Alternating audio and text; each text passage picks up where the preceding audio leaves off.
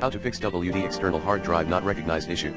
To fix WD external hard drive not recognized issue, try 1. Partition your WD external hard drive by a disk.msc. 2.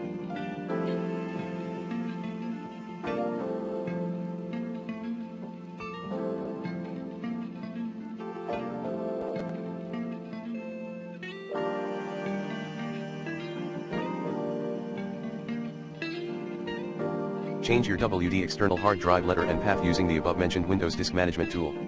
3.